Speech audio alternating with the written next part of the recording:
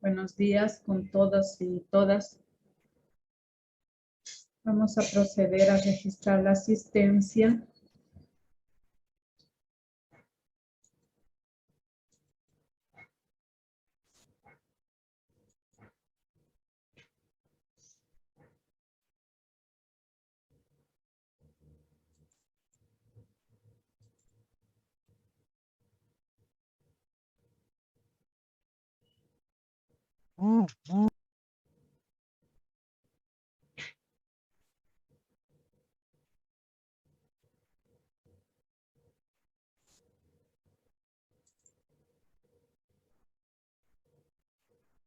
El día de hoy 23, ¿verdad?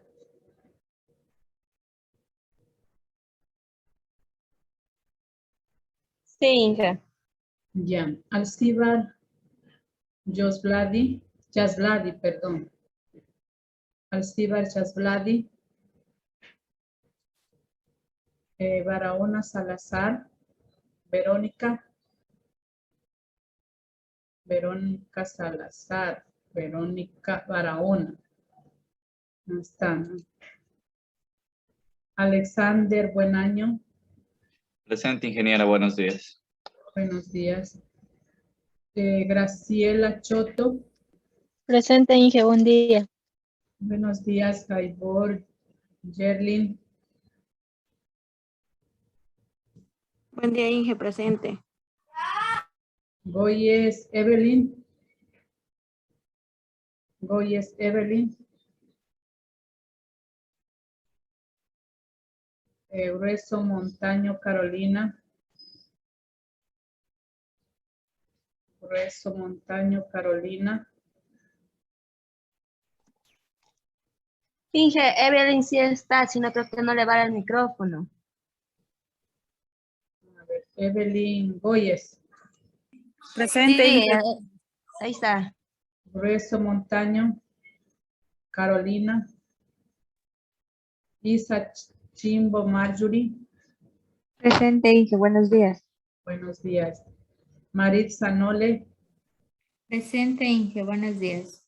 Buenos días. Noteno Mariela. Presente, Inge, buenos días. Pantoja Bravo Maislin. Presente, Inge, buenos días. Bozo Jocelyn. Buenos días, Inge, presente. Rosado Jocelyn. Presente. Chihuango Andy. Tatiana. Presente, Inge. Ya. Ingresó Verónica Barahona. Inge, buenos días. Grueso, por favor. Grueso.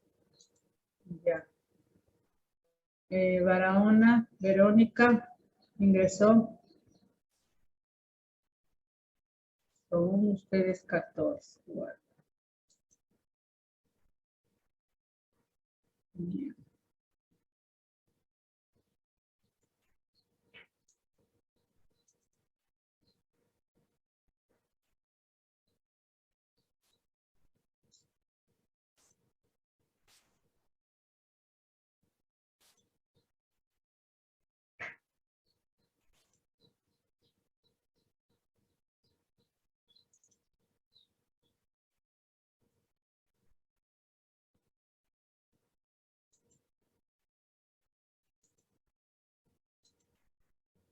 Vamos a registrar en la otra matriz hasta nueva orden. Barahona nomás faltó, ¿no?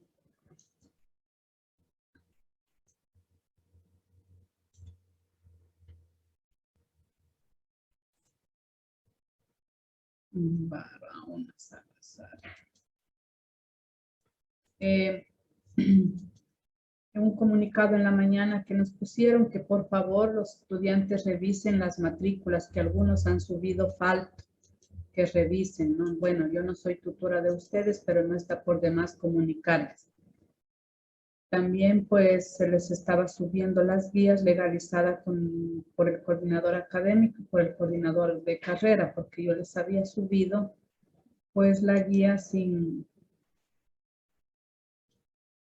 la legalización de ellos, porque pues ameritaba subirles, porque ya tienen que realizar deberes, talleres, y pues ese es el material con que ustedes tienen y deben trabajar. Y pues comunicarles también de antemano que con fecha 4 de julio, al 8 es la semana de exámenes. Por lo tanto, con ustedes tenemos el día,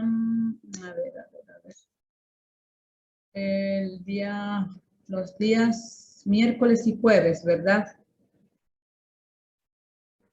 Miércoles y jueves.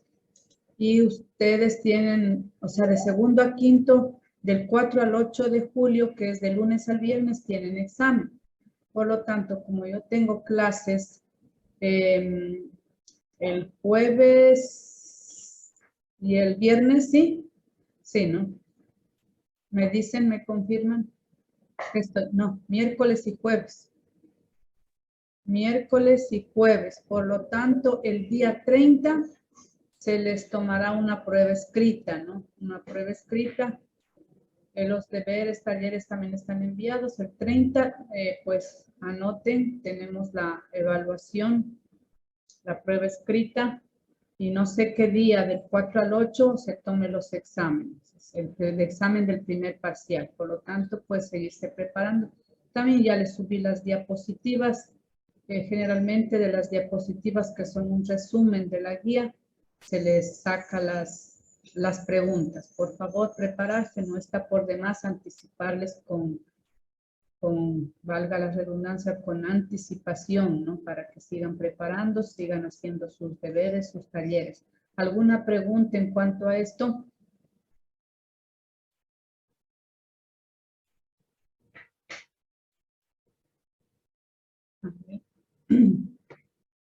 ¿Alguna pregunta?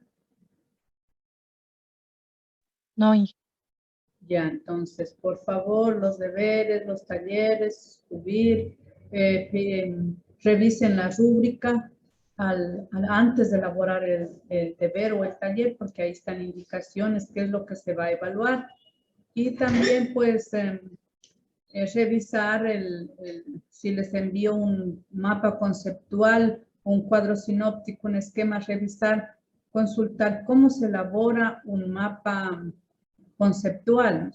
En un mapa conceptual, pues siempre van las ideas, el tema, las ideas principales, las ideas secundarias que lo sostienen y las palabras de enlace, ¿cierto? Lo mismo que cuando envío un mapa mental, ¿no?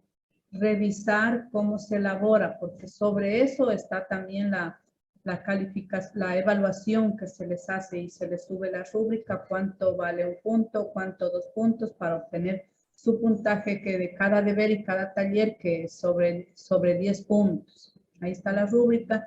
Si alguien pues está una baja nota, pues le pongo en observaciones. Si desea recuperar, vuelva a enviar, corregir la observación que se le haga. Caso contrario, se le procede a la calificación. Por eso es pertinente enviar antes, para si alguna compañera o compañero tiene sumamente bajo, pues se le da la oportunidad de que revise y corrija y suba nuevamente. ¿Estamos hasta aquí?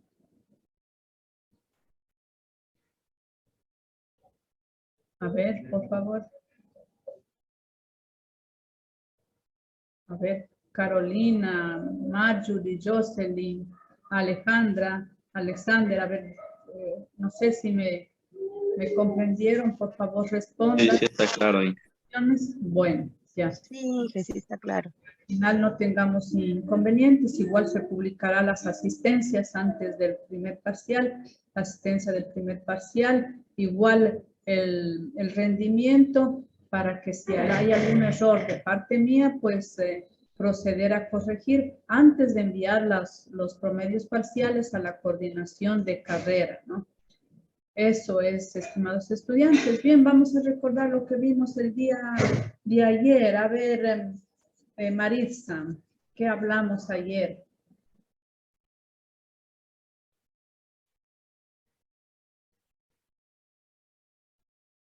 A ver, Maritza.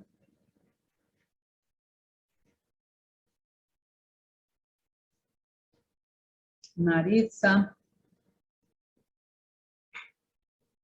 Inge, hablamos sobre el origen del conocimiento. Ya, gracias, Marjorie. Maritza no está presente. Gracias, Marjorie. Hablamos sobre el origen del conocimiento, ¿no? Y en cuanto al origen del conocimiento, teníamos tres corrientes filosóficas epistemológicas que nos hablan sobre el origen del conocimiento, ¿no? Y bueno, ¿cuáles son estas tres corrientes filosóficas epistemológicas que nos hablan sobre el origen del conocimiento? A ver, Graciela Jiménez. Apriorismo, intelectualismo y empirismo. Gracias, Graciela. Sí, el apriorismo, el intelectualismo y el empirismo. Son estas tres corrientes filosóficas, pues epistemológicas, que nos hablan sobre el origen del conocimiento. Y ustedes dirán, ¿qué tiene que ver el conocimiento con la ética profesional, con la ética, ¿no? Habíamos dicho por qué se relaciona. ¿Qué me habían dicho ustedes? A ver, Jocelyn Pozo.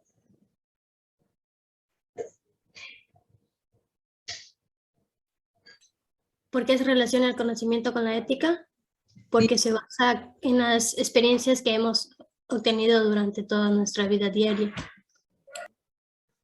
Porque el ser humano, pues, se lo estudia de una forma holística, ¿no? Holística, el conocimiento, pues, lo social y lo actitudinal, ¿no? Como también lo físico, lo biológico. Por lo tanto, pues, el ser humano, pues, partiendo, digamos, desde el concepto de la ética, que la ética es la ciencia filosófica, y al decir filosófica, estamos diciendo que es una ciencia que nos permite reflexionar, pero porque filosofar es pensar, es analizar, filosofar es cuestionarse sobre muchos problemas que tienen que ver con el ser humano, les decía, como el origen del humano mismo, de dónde venimos, hacia dónde vamos, el origen del mundo, del universo,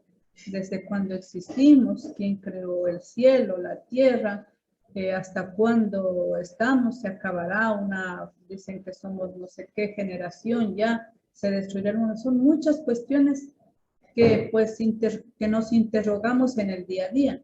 Por lo tanto, hay muchos filósofos como Pitágoras, Aristóteles, Platón, que se cuestionan sobre estos temas tan controversiales que son y que no existe respuesta.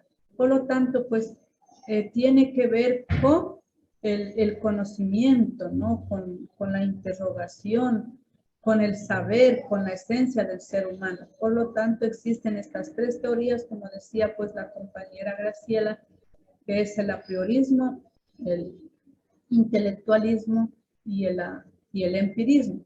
Hablamos ayer acerca del apriorismo y qué nos decía esta corriente filosófica sobre el origen del conocimiento. ¿De dónde proviene el conocimiento?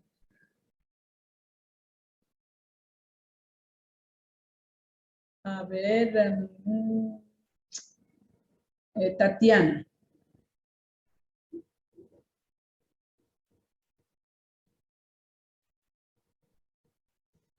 A ver, Tatiana, ¿de dónde proviene el conocimiento?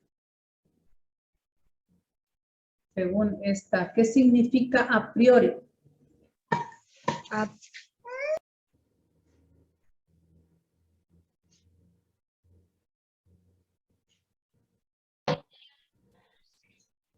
ver, Tatiana. No importa, hable nomás, encienda si está su niño, su sobrino, quien esté. No importa que escuchemos, ¿no? Porque estamos en un ambiente, pues, de la familia, de un espacio del hogar, pues, y los niños por ahí no faltan que se cruzan.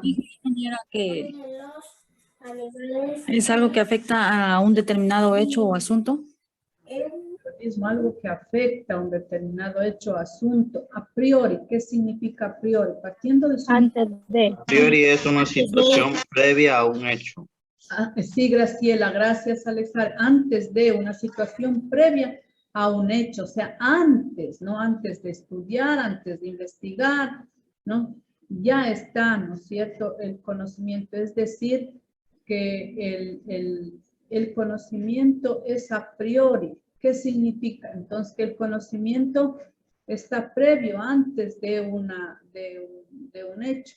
Y es a priori, es innato el conocimiento, es nato, ¿no? Ya está. Es producto de una deducción, ¿no? De una hipótesis, ¿no? De una conclusión. Es que, de acuerdo a la situación, el ser humano concluye. Como decía, pues si ese carro va a velocidad, decimos, pues va a tener un accidente.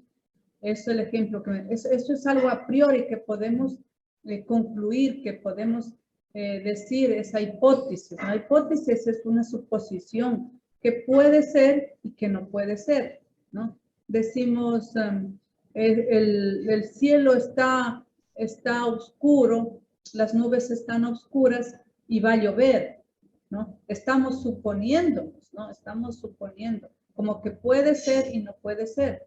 Por lo tanto, es el conocimiento es a priori, es decir, es producto de una conclusión, de una mera deducción que nosotros hacemos, ¿no? Es decir, descartan de que el conocimiento es producto de la experiencia, desconocen ellos, ¿no? Su principal representante, ¿quién era de esta corriente filosófica? ¿Se acuerdan?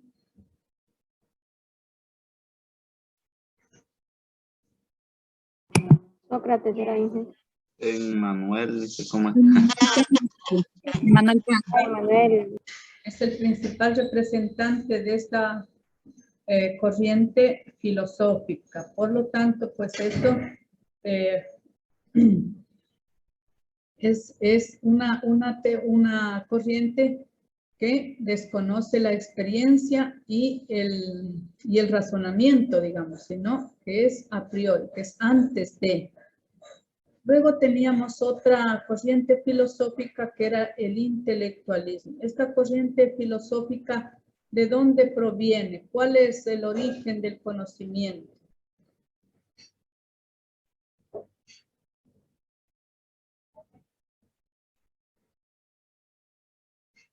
A ver, Alejandra. Alejandra ya me Esa parte sostenía la experiencia y el pensamiento y la razón de la base del conocimiento.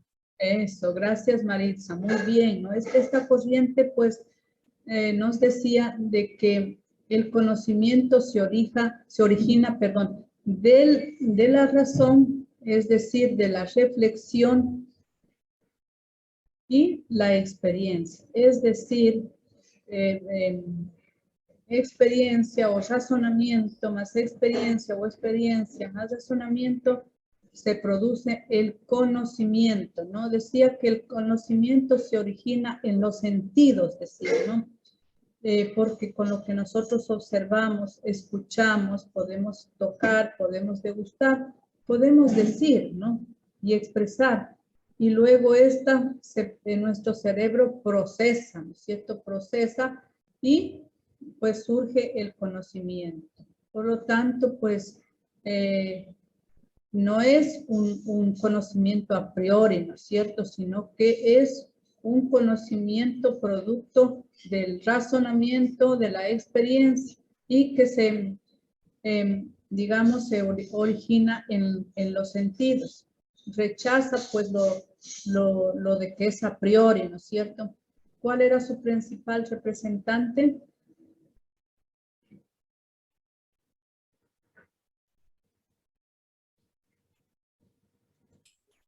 Aristóteles. ¿Ah? Aristóteles. Vamos con otro.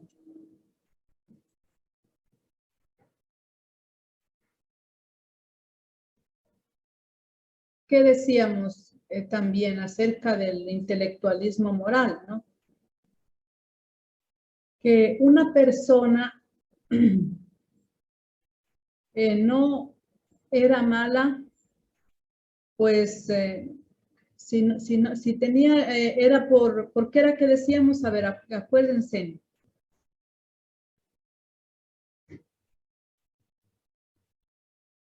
Era por ignorancia, ¿no es cierto? Que una Y ahí decía que la virtud es conocimiento y el vicio ignorancia. Eso, ¿no? Que una persona es mala porque quiere ser mala, porque quiere hacer el mal,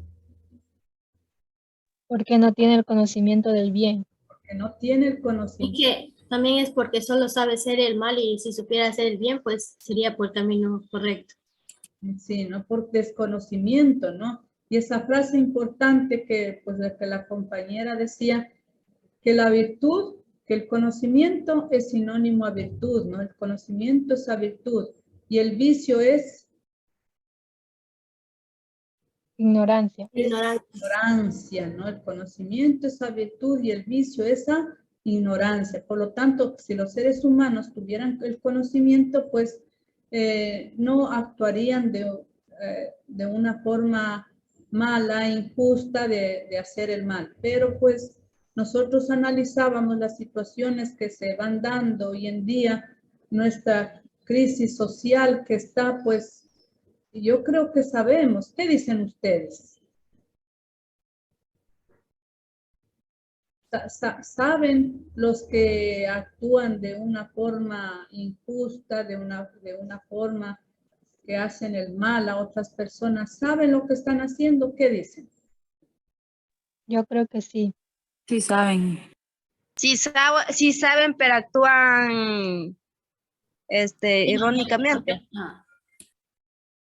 Entonces, esta corriente, esta afirmación de esta corriente filosófica sería, nosotros la daríamos según lo que estamos pasando hoy en día, la damos por aceptada. ¿Qué dicen ustedes? O sea, los filósofos, ellos ponen sus planteamientos, ¿no? Pero nosotros, los seres humanos, pues analizamos, reflexionamos, a ver si estamos de acuerdo o no estamos. Podemos decir, yo estoy de acuerdo con lo que dice, ¿no? Con esta corriente, ¿verdad? ¿Estoy de acuerdo con lo que dice esta corriente o no estoy de acuerdo? Entonces, en referente a eso, ¿ustedes están de acuerdo? Yo no. Porque el ser humano también tiene lo que es la conciencia moral y tiene para diferenciar entre lo bueno y lo malo. Correcto, Graciela. Y lo más importante, tiene la capacidad de razonamiento. Eso, la capacidad de razonamiento, ¿no? Eso es lo más importante.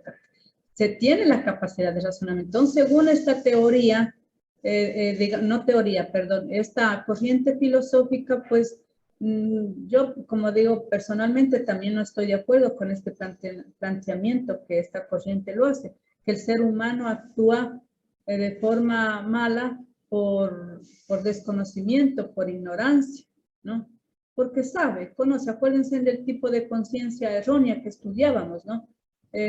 Viciosa era, ¿no? Sabe que le hace mal, ¿no? Sabe que le hace daño consumir droga, consumir el alcohol, sabe que lo que está haciendo está mal, que es pecado, que es hacer el daño, que irse en contra de los derechos humanos, y sin embargo lo hace. Por lo tanto, no es por ignorancia, según ahora, yo al menos, ¿no? No estoy, digamos, de acuerdo, refuto, ¿no? Lo que dice esta corriente filosófica, que los seres humanos, pues, actúan así por ignorancia, ¿no? Porque desconocen, porque si supieran que hace el bien, pues no lo harían. Y si hacer el bien le trae buenas consecuencias, dicen, no lo soltarían, no lo abrazarían. Tenemos esa capacidad, como decía el compañero, de razonamiento, de reflexionar. Por eso es lo que decimos que la ética es una ciencia filosófica que nos permite reflexionar sobre el bien y el mal del comportamiento humano. Desde ahí partimos porque somos seres dotados de un razonamiento y nos permite reflexionar, ¿no? Acuérdense cuando hablábamos de las formas, formas eran posiciones de la conciencia, ¿no? La moral, la amoral y la inmoral. Inmoral, pues cuando sabemos, ¿no? Cuando sabemos lo que es malo, lo que es bueno, lo que es malo y lo hacemos, ¿no? Sabemos lo que es malo, pero no lo hacemos. Ahí es una conciencia moral. Y una inmoral es cuando sabemos que es malo, que es pecado, que es hacer daño, que vamos en contra de los derechos humanos, y lo hacemos. Eso es una inmoralidad, ¿no? Y amoral, pues, allí sí se justifica, ¿no? Porque ellos carecen de conciencia, y el carecer de conciencia quiere decir que no están en la capacidad de reflexionar, de analizar, no tienen esa capacidad de razonamiento como los niños, ¿no? Porque su cerebro está en proceso de maduración y desarrollo en su infancia. Entonces ellos no son conscientes de lo que hacen. Y también las personas con discapacidad, porque ya tienen una discapacidad intelectual y su cerebro no se ha desarrollado, por lo tanto no permite funcionar normalmente como las otras personas. Y al igual que los animales, no son conscientes, ¿verdad? ¿Estamos de acuerdo o no? Por lo tanto, pues pensamiento, interacción, experiencias dan origen al conocimiento.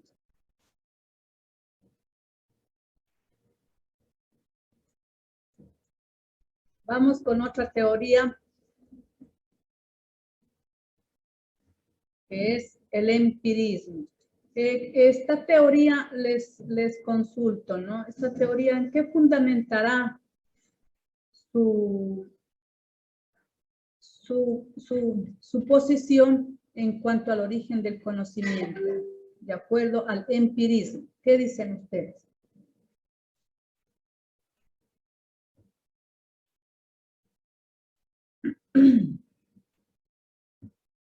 El empirismo. A ver, Maislin. Bueno, yo creo que la relación de estos dos sería, bueno, casi no habría tanta relación porque, o sea, hay posturas que dicen del empirismo moral que el hombre hace las cosas mal por ignorancia, pero en cambio el origen del conocimiento dice que a partir de que el conocimiento surge a partir de la experiencia, o sea, conforme uno va creciendo, va tomando experiencia. Entonces, si el intelectualismo moral, perdón, el empirismo...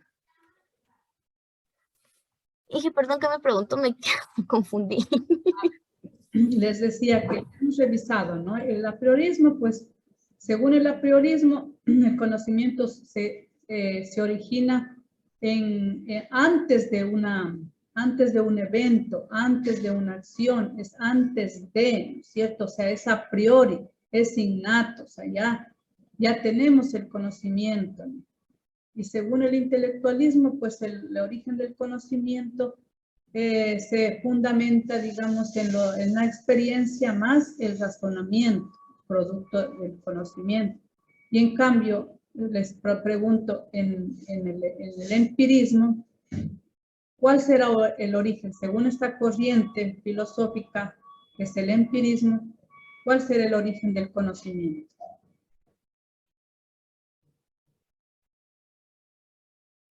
¿En dónde se originará? ¿Cómo?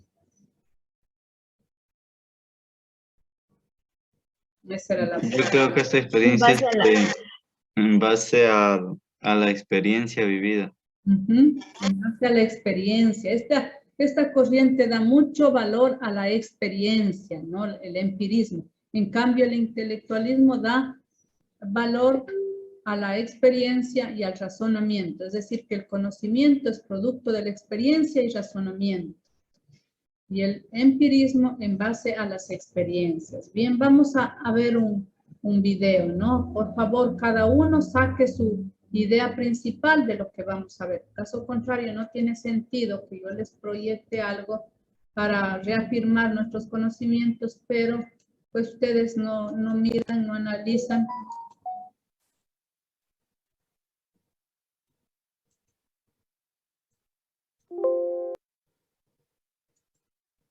Hola, ¿qué tal? ¿Cómo les va? Hoy vamos a hablar sobre el empirismo. ¿Y qué es el empirismo? Bueno, debemos decir que es una corriente filosófica que nació en Inglaterra entre los siglos XVII y XVIII, que mantiene la idea de la experiencia como punto de partida o principio del conocimiento, de manera que se centra o se puntualiza en los sentidos como la ruta de aprendizaje para el ser humano. También decir que el empirismo se diferencia al racionalismo y fue de mucha influencia para otros pensamientos de la época. El empirismo sostiene y niega que la verdad absoluta sea algo posible para el ser humano y también niega el conocimiento que se consigue a través del método científico. Pero sigamos hablando un poco más sobre este empirismo, particularmente hablaremos sobre sus características. Bueno, para comenzar debemos decir que en el empirismo el conocimiento es subjetivo y se basa en la experiencia de un individuo y su percepción de la realidad. Y también los conocimientos se sustentan a través de experiencias internas como los pensamientos y emociones y externas como lo material o lo físico. También decir que se confronta al racionalismo, ya que la mente no tiene ideas naturales, sino que éstas deben obtenerse a través del conocimiento, que al ser provisto por las experiencias es totalmente limitado. Otra característica es que el método de aprendizaje es experimental e inductivo, y también el empirismo no utiliza la moral para describir el conocimiento, sino al sentimiento humano experimentando durante la experiencia.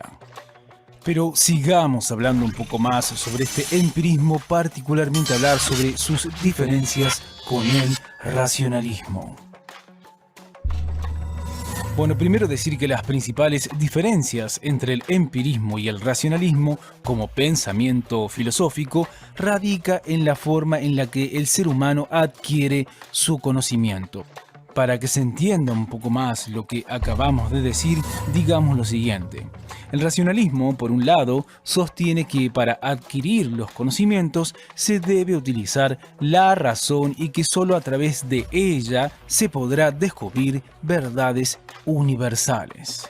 También debemos decir que el racionalismo dice que además descarta plenamente la idea de los sentidos como fuente de conocimiento y argumenta incluso que estos pueden ser engañosos para el ser humano. También debemos decir y agregar que el racionalismo recupera el conocimiento científico como método y basa su fundamento en 4 reglas básicas, es decir, la evidencia, el análisis, la deducción y la comprobación.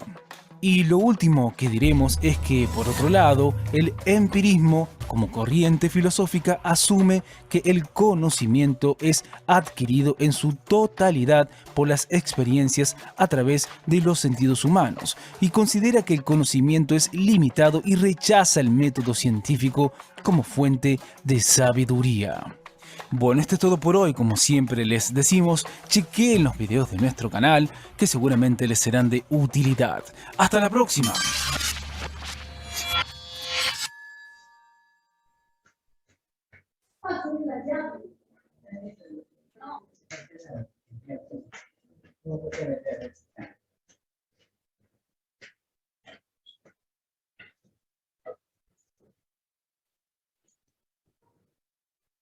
A ver, comentarios.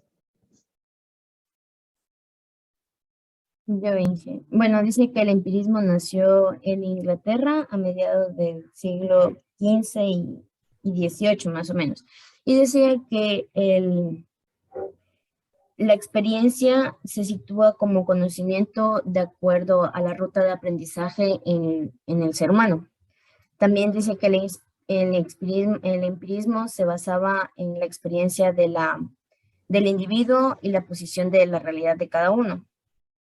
Además de no utilizaba la moral no utiliza la moral, sino que utiliza el sentimiento propio en base a cada experiencia que se ha tenido a lo largo del tiempo. Aquí hacía 2 comparaciones entre el empirismo y el racionalismo. Dice que el racionalismo se basaba de acuerdo, el racionalismo era en base a la razón. A la razón, o sea, su experiencia se sostenía en la razón, y en cambio el empirismo era de acuerdo a las experiencias. Sí, gracias, Maislin. Importante su aporte, ¿no? Está claro de que, perdón, el empirismo El origen del conocimiento, según el empirismo, está en la experiencia. Y el racionalismo, pues, nos dice que el conocimiento se lo obtiene en base al razonamiento, ¿no? A la reflexión, ¿no? En cambio, el intelectualismo, mire, es otra corriente filosófica, ¿no? Que en cambio aquí combina, ¿no? Se suma, digamos, la experiencia más la razón y dan origen al conocimiento. En cambio, el empirismo, pues, dice, sostiene de que los conocimientos se originan en la experiencia. A ver, otro compañero o compañera.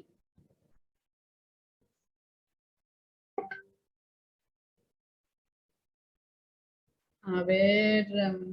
Inge, de las características también hablaba que los conocimientos dice que se sustentaba a través de o sea, de las experiencias internas, o sea, que puede ser como emociones y pensamientos.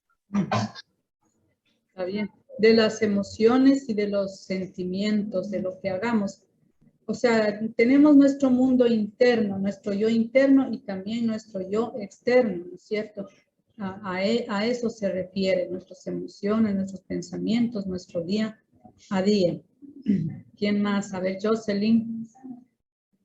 Jocelyn. Inge, también en las características.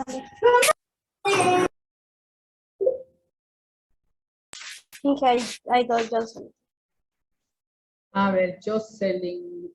A ver, Jocelyn Pozo. Ya, Inge, ahí decía que el empirismo, digamos, el conocimiento es subjetivo y esto se basa en la experiencia del individuo y su percepción de la realidad.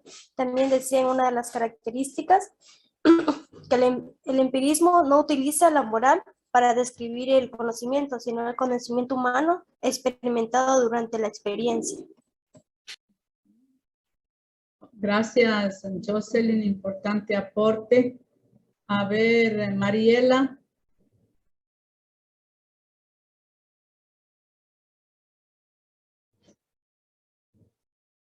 A ver, Mariela, no tiene. Sí, dígame, Inge. Sí, a ver, ¿qué pudo sacar de lo que vimos?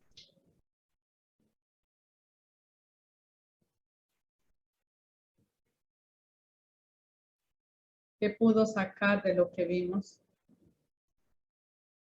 Pues que lo que en base a la experiencia.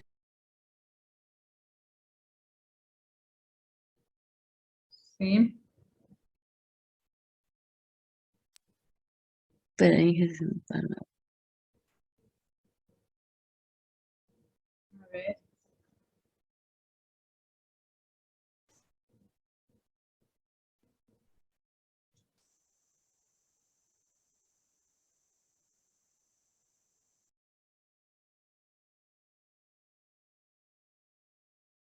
Que, o sea, que el empirismo, o sea, hace más referencia hacia al racionalismo.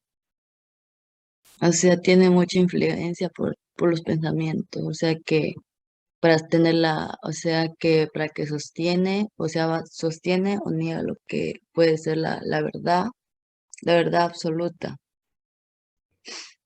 Y eso se consigue mediante el empirismo del que mostré en el video, a través.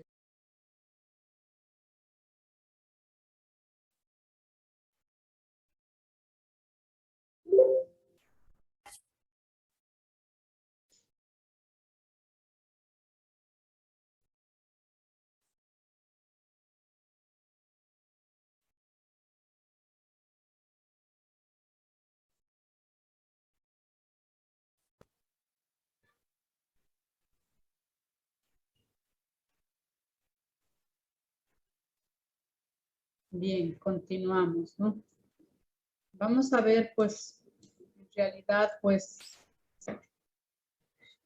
¿cuál es el origen del conocimiento según el empirismo? Pues ya ustedes han dicho, pues, que según esta corriente filosófica, el conocimiento se origina en la experiencia que tenemos los seres humanos, que posee o adquiere el ser humano, pues es producto de la experiencia. bien sea, pues, como decía, interna o externa, y por ello es visto como consecuencia de los sentidos, ¿no?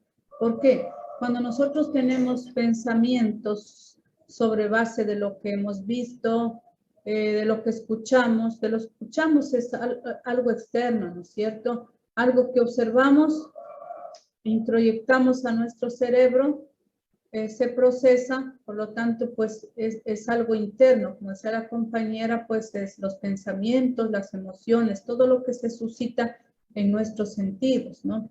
Es a partir de ella, es decir, de la experiencia que se puede obtener con firmeza si la misma es cierta y por el contrario corregirla o modificarla o abandonarla, ¿no?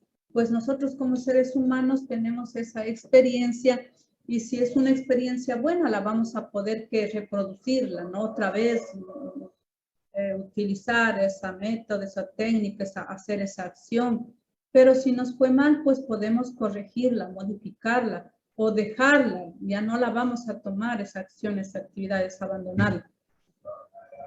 Para el empirismo, un conocimiento es admitido únicamente si es aprobado por la experiencia. Es decir, si ya pasamos por el examen de la experiencia, pues no vamos a volver a hacerlo, ¿no? Como les decía yo ayer, pues decimos, se ha escuchado o nosotros alguna vez hemos dicho, si volvieran a hacer, no volviera a cometer este error, ¿no? Si volvieran a hacer, hiciera esto, si volviera esto. Pero ya porque tenemos un largo recorrido, tenemos acumulado muchas experiencias positivas y negativas, buenas o malas. Por lo tanto, las positivas las vamos a volver a reproducir, a hacerlas, y las negativas pues las vamos a abandonar o las vamos a modificar, dice. La mente es una hoja en blanco, dice, o en su defecto una tabla rasa, dice, en donde son grabadas las impresiones externas. ¿Cómo? A través de los sentidos, lo que nosotros observamos, lo que nosotros escuchamos, lo que nosotros tocamos, podemos pues percibir, ¿no? Y estas experiencias externas las introyectamos hacia nuestro cerebro, pues, y eso es algo interno. Niega que la verdad absoluta sea algo alcanzable, ¿no? Para el ser humano, y asimismo rechaza el conocimiento adquirido por el método científico. Mire, pues yo les decía ayer la teoría sobre el origen o sea, de la forma de la Tierra, ¿no? Pero ahora dice que ya esa teoría pues ya no va porque por los movimientos telúricos que ha habido, ha sufrido un desequilibrio de las capas tectónicas y ya no es así tan redonda, dice, ¿no? Bueno, eso es lo que se comenta, ¿no? Por lo tanto, ahí está el rechazo al conocimiento, al método científico. Niega que acceda. O sea, la verdad absoluta en realidad no hay. ¿Qué dicen ustedes en cuanto a eso? Porque aquí, según esta corriente filosófica, dice que la verdad absoluta no es alcanzable, es decir, es inalcanzable. ¿Qué dicen ustedes?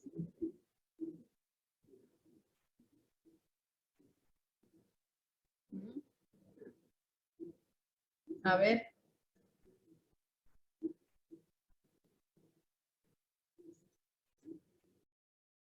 A ver, pregunto. A ver, Verónica. Dígame, Inge, ¿puede repetir? A ver, por favor, yo les rogaría que pongan atención a lo que estoy diciendo, a las preguntas. Decía pues que según la corriente epistemológica empirista, ¿qué dice el empirismo? Que no existe la verdad absoluta. ¿Qué podemos decir en cuanto a eso?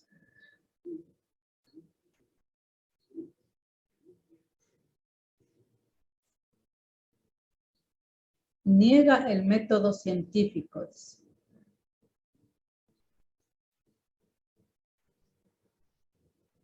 Es la base del conocimiento. Bueno, es la base, ¿no? El método científico puede ser la base del conocimiento, pero el empirismo dice pues que no niega, ¿no? dice que no puede haber la verdad absoluta. Por ejemplo, lo que estamos pasando actualmente, las vacunas del COVID, ¿no? Este es algo científico, algo que se utiliza el método científico. ¿Será que en realidad se encontró la vacuna, el remedio para el COVID? No, Inge, es para prevenir nomás, yo creo. Sí, ¿cierto? No hay y no estaremos seguros que es para prevenir. Pues así dicen. Inge, yo creo que ahí también depende de la situación la que estemos tratando para poder determinar si es que podemos encontrar una verdad absoluta o no. Claro, así es, pero pese a lo que sea, en realidad, pues la verdad absoluta no existe. ¿Se ha encontrado el remedio para el cáncer? No. ¿Se ha encontrado el remedio para el VIH? No.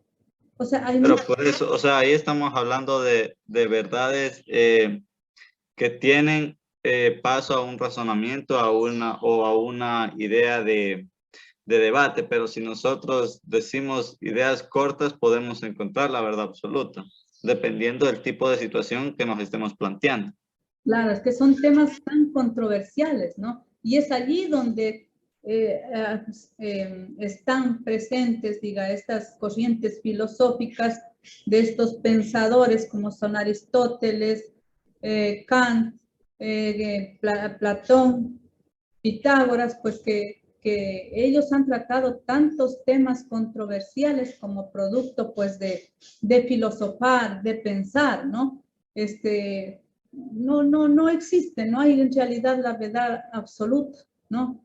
Yo diría que en temas sociales, en temas biológicos, físicos, antropológicos, o sea, la verdad absoluta no la tenemos. Por lo tanto, pues rechaza, dice el método científico, porque la verdad absoluta no existe y por lo tanto, pues diríamos de que el origen, según esta corriente filosófica, se origina en donde, en la experiencia, es decir, en la experiencia que se obtiene a través de los sentidos, tanto de forma externa como interna, ¿no? Estamos claros con las tres corrientes filosóficas en qué se fundamenta la una y en qué fundamenta la otra y qué fundamenta finalmente el empirismo.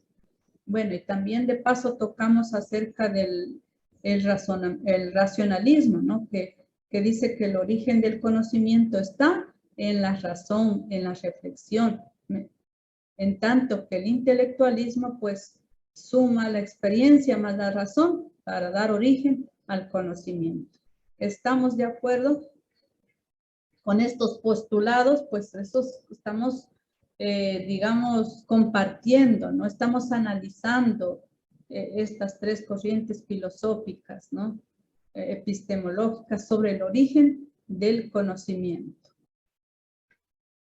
¿Estamos de acuerdo? Alguien que diga lo contrario, pues dice no estoy de acuerdo y nos dice por qué, ¿no? A ver, estamos filosofando en nombre de las corrientes filosóficas, epistemológicas, sobre el origen del conocimiento.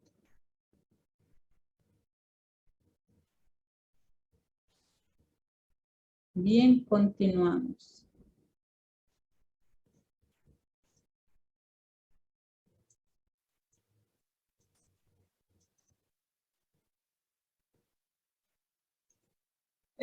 Vamos a analizar otro tema como es la valoración moral, ¿no? Valoración moral y sus elementos. Vamos a analizar y comprender sus elementos.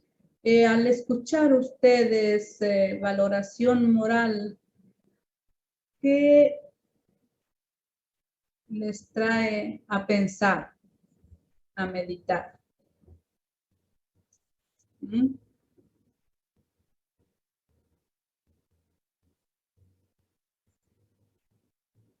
A ver.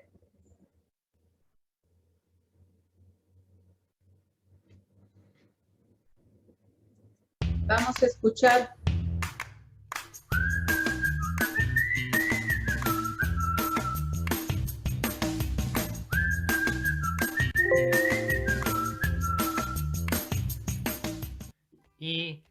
empezamos. Vamos a hablar ahorita sobre la valoración moral de los actos humanos. Y para eso, bueno, para empezar, hay actos que son fáciles de distinguir su valoración moral. Por ejemplo, si es que yo en un examen copio, o si es que yo en un examen soy honesto.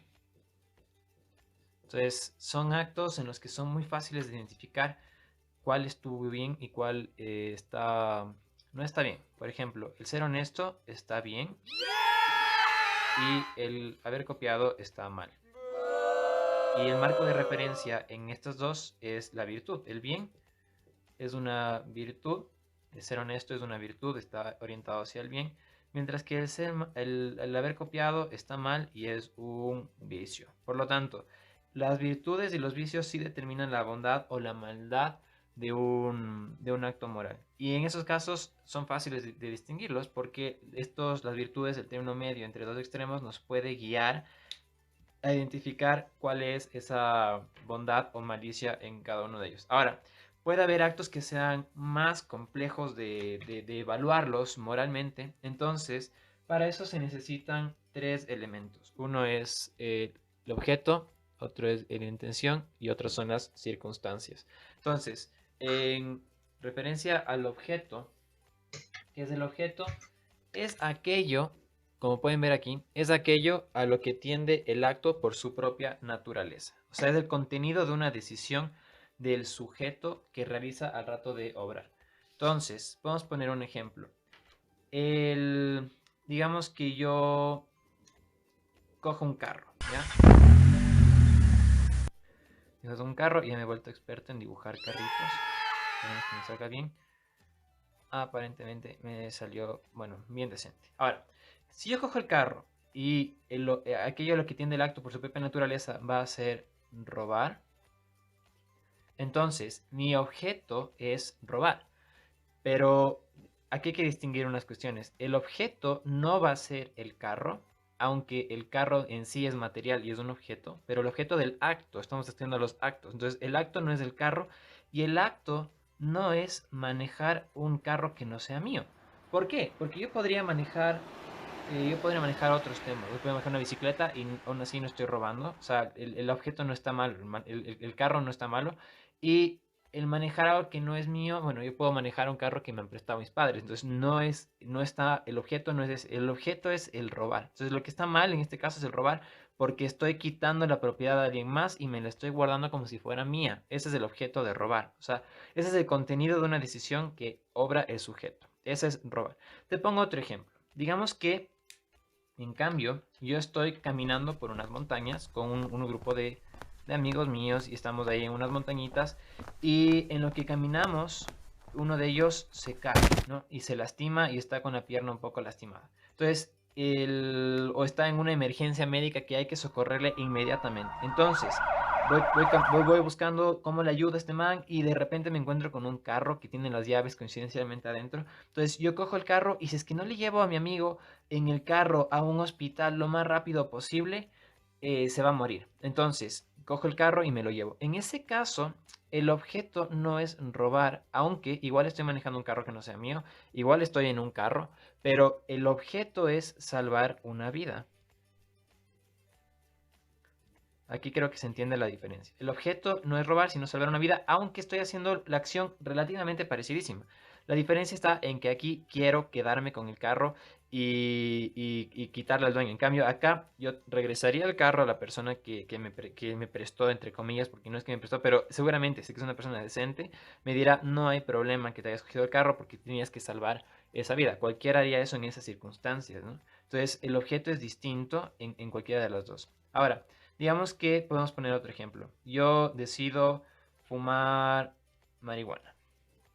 ¿Ok? Entonces, aquí de nuevo se presentan dos opciones. El acto es drogarme recreativamente. El objeto es drogarme recreativamente. No está mal aspirar sustancias. O sea, aspirar sustancias no está mal, sino cada vez que respiraríamos estaríamos haciéndonos algo malo, ¿no? Entonces, porque sigue siendo el tema de aspirar algo, ¿no? Y cuando nosotros respiramos también aspiramos oxígeno. Y tampoco la marihuana tampoco es mala. ¿Por qué?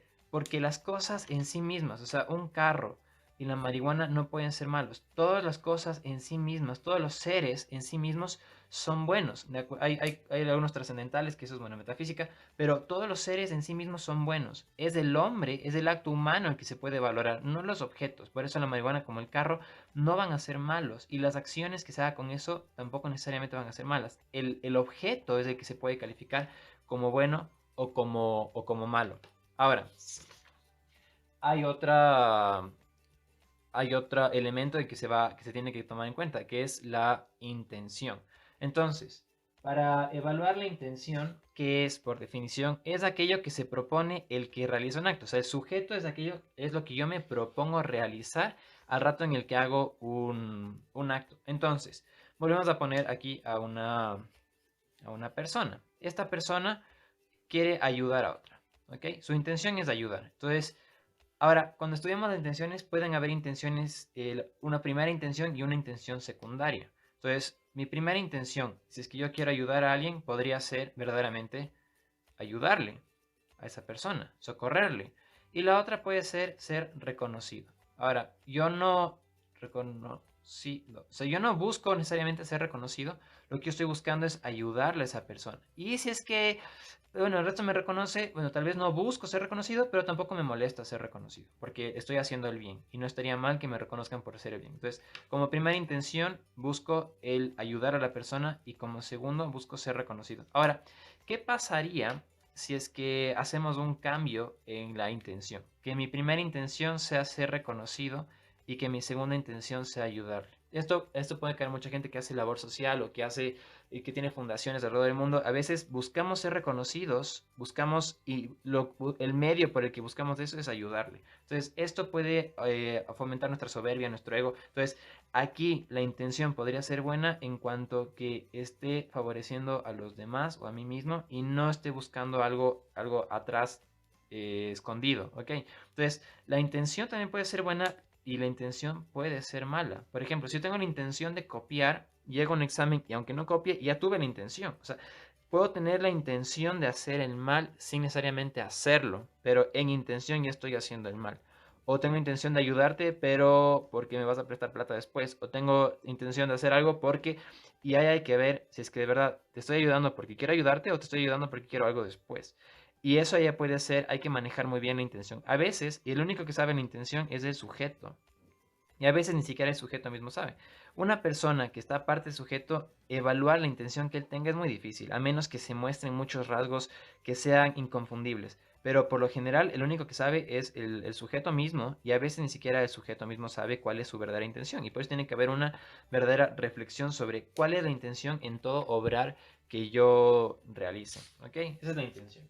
Y ahora, el último serían las circunstancias. Y las circunstancias es todo el contexto en el que se desenvuelve una acción. Por ejemplo, una acción puede ser el tema de robar. Ya vimos en el primer caso, pero en el contexto no es lo mismo robarle a un pobre que robarle a una persona que es rica. O sea, una persona rica, un rico. Y no es lo mismo robar $10 que robar 1000. Y aquí vamos a hacer una diferencia. No es lo mismo robarle $1000 a una persona rica y no es lo mismo robarle $1000 a una persona pobre. Aunque no sé si tenga $1000 porque si no tal vez ya no sería pobre. Pero le robo $10 a la persona rica, tal vez ya no es tan grave mi acto. Porque las circunstancias lo que pueden hacer es mostrarte qué tanto se agrava un acto, la moralidad de un acto o cuánto se atenúa. O sea, se agrava si es que yo estoy robando $1000 a un pobre. Es mucho más grave que yo robe $10 a un rico. ¿Se entiende? Ahora, hay ciertos elementos que hacen que las circunstancias puedan ser más graves o menos graves. Y son a considerar estas de acá. ¿Qué? O sea, ¿cuál es el objeto del acto? Y además incluso la cantidad. O sea, aquí estoy robando y estoy robando, o puedo robar 1000 o puedo robar 10. ¿Quién? En este caso sería yo, una persona, un profesor de filosofía. ¿Cómo?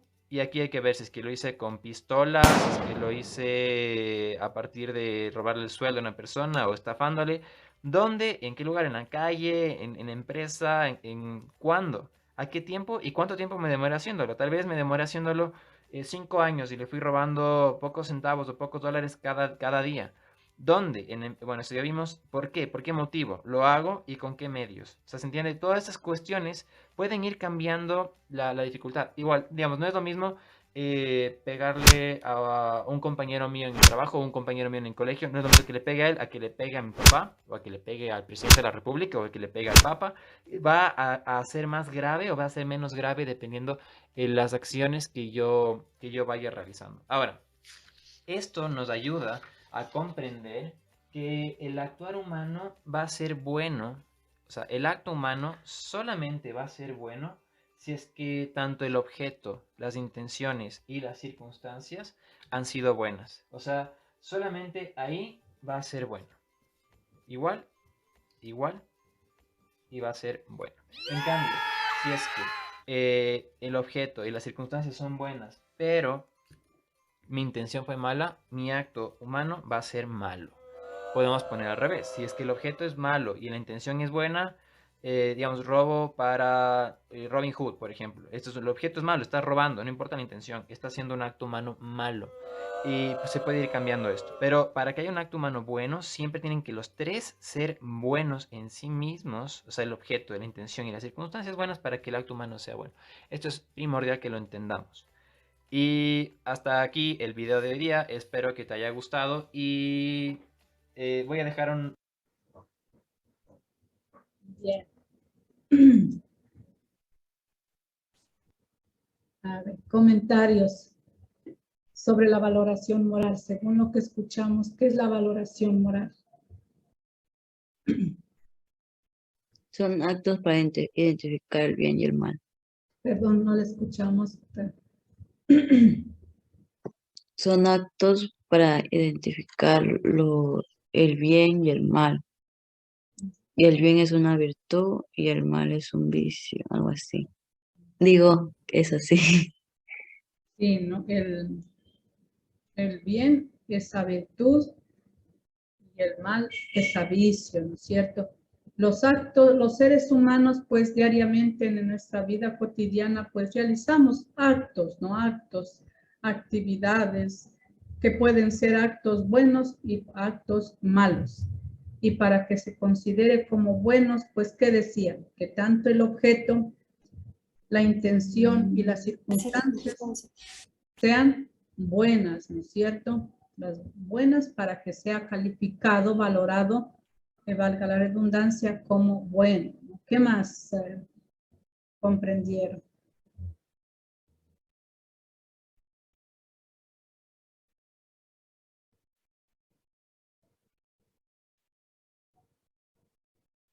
A ver.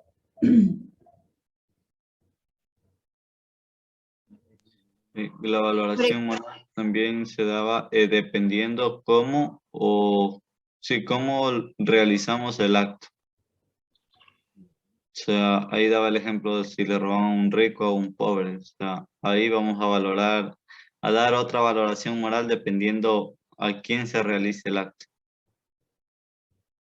Ya, pero para que sea valorado como bueno el acto humano, debe ser bueno tanto el objeto, tanto la circunstancia y el contexto, ¿no? El contexto. Todo tiene que ser bueno para que sea valorado el acto humano como bueno, como virtud, como algo que hizo en favor de los demás. Pero si la circunstancia es mala, el objeto es bueno, el contexto es bueno, sigue siendo malo, dice, no sigue siendo. La intención es buena, la circunstancia es mala, sigue siendo malo el acto humano. Por lo tanto, pues, tanto objeto, circunstancia e intención tiene que ser buena para que sea calificado como bueno el acto humano. O sea, no hay disculpas que, bueno, robé el carro que viene a ser, robar el carro que es el objeto, intención, robé el carro para salvar una vida humana. La intención es buena, ¿no es cierto? La intención es buena, pero en cambio el objeto que viene a ser el contenido de la acción, pues, y la circunstancia es buena, sigue siendo mala la actividad, el acto humano, ¿no? Por lo tanto, pues, como decía, las tres cosas tienen que conjugarse en sentido positivo para que nosotros no vamos a decir, ah, no, es que le robó para ayudar a otra persona, le robó a un rico. No, sigue siendo pues la intención mala, la circunstancia puede ser buena, y el objeto puede ser bueno, pero sigue siendo mala. Si todas las tres cosas son positivas, podemos calificar como bueno, ¿no? Acción. Bien. ¿Qué es la valoración moral? Pues según lo que hemos escuchado y podemos deducir que el hecho es el hecho de atribuir o adjudicar un valor a la acción humana, a las acciones que el ser humano realiza, ¿no? Acción humana para señalar que un hecho o un acto es bueno o es malo, ¿no? Dentro de la valoración moral, pues tenemos los elementos de la valoración moral. ¿Cuáles son estos elementos? El valor atribuible, el objeto valorado y el sujeto que valora, ¿no? El valor atribuible, pues, que es un conjunto no bien especificado de términos que denotan entidades abstractas, o sea, algo que no podemos ver, tocar, que no son objetos, como la paz, la justicia, la belleza, la felicidad, el bien, la libertad, la igualdad, la solidaridad, la amistad, la autoestima. Los podemos ver, los podemos tocar. ¿Qué dicen ustedes? Esto es el valor atribuible, ¿no? Decimos es bello, estamos felices, soy feliz, es algo solidario, ¿no? Es algo justo. Es un valor que se atribuye, ¿no? Pero les pregunto, ¿podemos verlo? ¿Podemos tocarlo? No. A ver, sí dice, a ver, no dice el compañero, a ver, ¿por qué no? Y la otra compañera, ¿por qué sí? No, yo dije que no, y es igual. Ah, ya, no podemos ver, ¿no? Podemos darnos cuenta de que hicimos algo solidario, ¿no es cierto? Pero no lo podemos ver, ¿no? Ese es el valor atribuible, decimos, es algo noble lo que hizo el compañero, el amigo, ¿no? Es justo, ¿no? Es algo hermoso, es algo bello. Es algo, esos son términos abstractos, cosas abstractas que denotan entidades abstractas, es decir, que no se puede ver. Eso es lo que se puede atribuir, ¿no? El objeto valorado, ¿qué es? Son las acciones morales, los actos humanos, ¿no? Cuyos resultados y consecuencias afectan a otras personas. Eso es lo que se valora. Estamos valorando, pues, el acto humano, las acciones humanas. Es lo que vamos a valorar, ¿no? Lo que hacemos. Luego tenemos el sujeto que valora, ¿no? Cuando valoramos, emitimos un juicio sobre la bondad, la maldad, la malicia de los actos morales. Juzgamos desde los principios, desde las normas, desde los preceptos morales que nos han enseñado, nos han mediado nuestra familia, nuestros docentes, nuestros abuelos, ¿no? En sí la convivencia mismo del ser humano es algo que nos los han inculcado, digamos. Yo no diría enseñado, sino inculcado, ¿no? Nuestros padres. Es decir, valoramos desde nuestra cultura. Porque acuérdense cuando hablábamos acerca de la relación de la cultura con la ética, pues decíamos que la moral, hablábamos de moral, cuando diferenciábamos la moral y la ética, decíamos que la moral es el conjunto de valores, costumbres que aplica, practica, digamos, un determinado grupo de personas, ¿no? Por lo tanto, pues, y esto es parte de la cultura, por lo tanto es el sujeto, el sujeto que valora es la persona, o sea, quien juzga, quien emite un juicio de valor sobre la base de estos principios morales. Decimos, pues aquí es algo inmoral, decimos lo que están haciendo, porque según las costumbres, los valores de aquí, de esta cultura hispana, en este caso de Ecuador, por ejemplo, que tenga varias esposas, decimos es inmoral, ¿no es cierto? Porque la cultura nuestra, aquí en Ecuador, pues hablamos en América, no es eso, ¿no es cierto? Pues decimos que eso es malo, que es pecaminoso, mientras que en otras culturas es normal que un hombre tenga algunas esposas, ¿no? Y en cada esposa muchos hijos. Allí no son juzgados porque es normal, está permitido, esa es la cultura. Aquí, por ejemplo, en la India me parece que es pecado el consumo de la carne de res, porque la vaca la consideran un animal sagrado. Eso es parte de la cultura de ellos y aquí no lo es. Por lo tanto, pues decimos que el sujeto, o sea, la persona que juzga sobre la bondad, la malicia, si es justo, es injusto, si es correcto, no es correcto, es basándose en los principios y preceptos morales y éticos, en los valores que tenemos interiorizados nosotros, que los poseemos y que es de acuerdo a nuestra cultura, a lo que nos han enseñado, a lo que nos han mediado nuestros ancestros, nuestros padres, nuestra familia, nuestros maestros, ¿no? ¿Cuáles han sido los elementos de la valoración moral? El valor atribuible, el objeto valorado y el sujeto que valora, ¿no?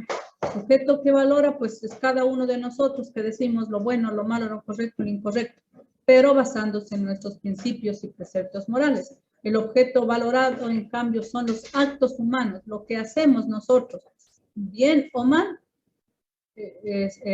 pues son los actos humanos, ¿no? Y el valor atribuible, pues son un conjunto de términos abstractos que utiliza el sujeto que valora, decir, es igual, es solidario, es incorrecto, es malo, es injusto, es incorrecto, es pecado. Todos son términos abstractos. ¿Por qué? Porque no los podemos ver, no los podemos tocar. Por lo tanto, pues la valoración moral es el hecho de atribuir, de juzgar, de adjudicar un valor a la acción que hizo. Por ejemplo, ¿qué podemos decir ahorita? A ver, emítame un juicio de valor sobre la acción del grupo indígena, ¿no? Que están destruyendo los bienes del Estado. A ver, alguien que me emita un juicio de valor. Para unos puede estar que sea bien, para otros mal, para otros correcto, incorrecto, justo, injusto. Es justo, podrán decir algunos. A ver, compañeros, participemos.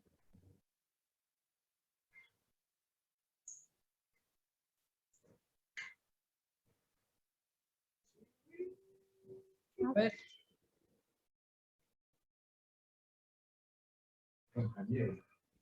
No sería justo porque están destruyendo, o sea, algo del Estado que, o sea, que, ¿cómo le explico? Como que, ¿cómo es la palabra? Que ellos invirtieron plata, pero es del Estado de los ecuatorianos mismos que ellos están destruyendo. Y aparte de eso, después de que si se termine el paro, ya entiendo, que nuevamente tendrían que hacer, o sea, préstamos o algo vuelta para nuevamente volver a construir lo que ellos están haciendo. Es algo injusto, ¿no? Nosotros sabemos que ellos están reclamando también lo justo, ¿no? Pero también es incorrecto, pues, destruir, decimos, ¿no? Los bienes del Estado, que en realidad, pues, nos pertenecen a todos y el Estado, pues, va nuevamente, tiene que arreglar, se han tomado, como es, estaciones de energía, han intentado contaminar el agua en Ambato y muchas cosas que se van, actos malos, incorrectos, que se van en contra de la humanidad. Por lo tanto, pues esos actos son malos, ¿no? Emitimos, bueno, otros podrán decir, bueno, tienen razón. Yo sé que tienen razón, que están reclamando lo justo, ¿no? Pero esas no son las formas, las maneras, ¿no? Eso es nuestro juicio de valor que estamos juzgando, estamos valorando lo bueno, lo malo, la malicia, del ser humano, lo correcto y lo incorrecto, ¿sí? A ver, otro compañero o compañera. También no sería justo que la Policía Nacional esté en contra del pueblo, porque se supone que ellos están para proteger al pueblo, no contra ellos. Como lo que pasó en el Puyo, que la policía mató a un indígena, quichua creo que es, y por eso es que hicieron ese acto. Es malo, claro. Dañaron el Banco de Guayaquil y la policía, la base de Policía Nacional.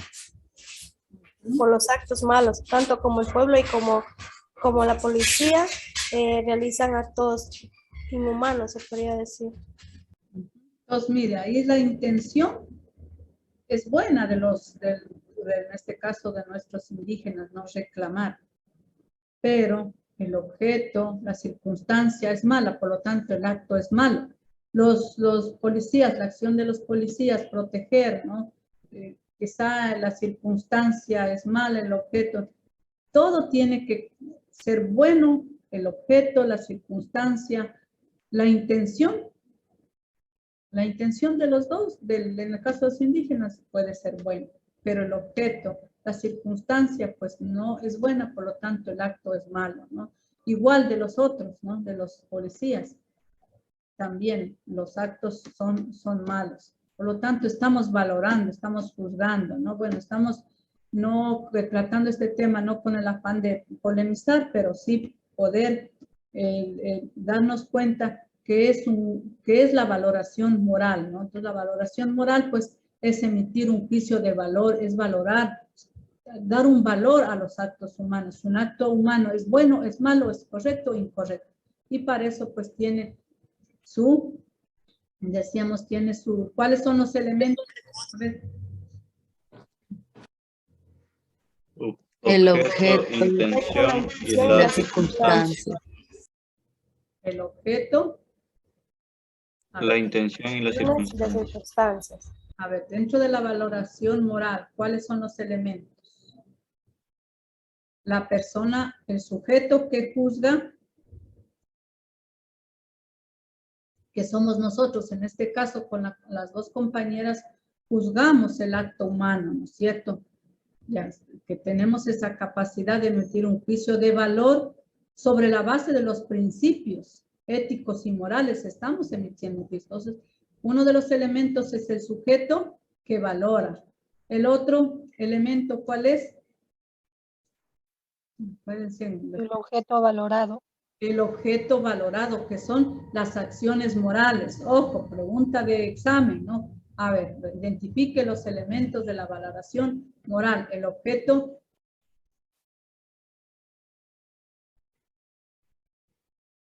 Bien, entonces estamos recordando pues los elementos, ¿no? Los elementos de la valoración moral, que son, pues, como les decía, el sujeto que valora, el objeto valorado, que son las acciones morales, y el valor atribuible, que son un conjunto específico de términos que denotan entidades abstractas, es decir, que no se los puede tocar ni ver, ¿no? Pero que no son objetos, ¿no? Sino son términos abstractos, como su palabra lo dice, o sea, es abstracto, algo que no se puede ver, tocar, ¿no? Como la belleza, la justicia, la felicidad, el bien, la solidaridad, la amistad y el autoestima. ¿Estamos? Sí.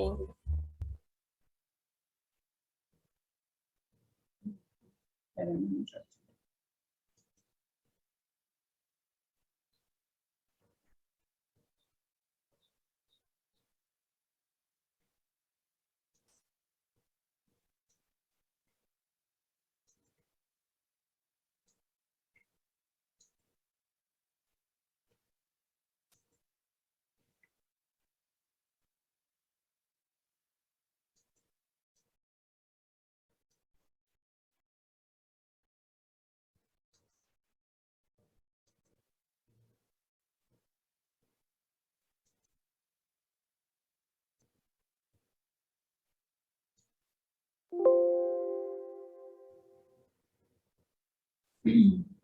A ver, ¿alguien de los compañeros llegó? Parece que la compañera no llegó, ingresó. Yo siempre digo llegó, ingresó.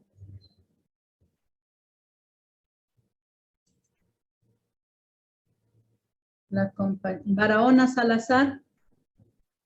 Inge Alcibar presente. Perdón. Barahona. Alcibar presente. Mejor internet. A ver.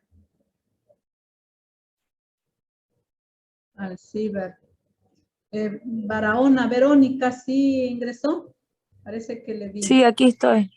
Por favor, diga presente, porque usted está con falta ya, pero ya le voy a corregir si hay opción.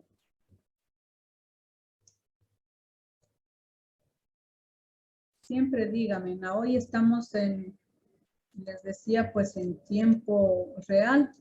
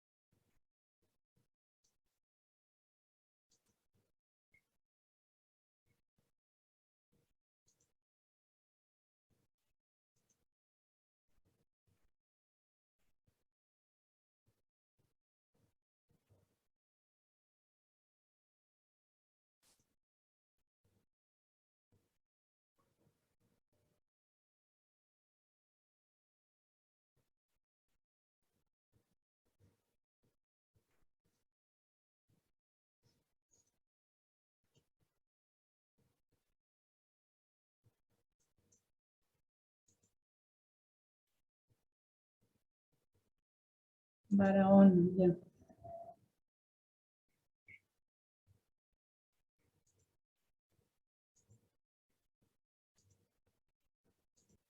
Ahí pueden mirar su asistencia, ya corregí, compañera Barahona. ¿Estamos? Ya está. Sí, Inge, ya vi. Ahí está, ¿no?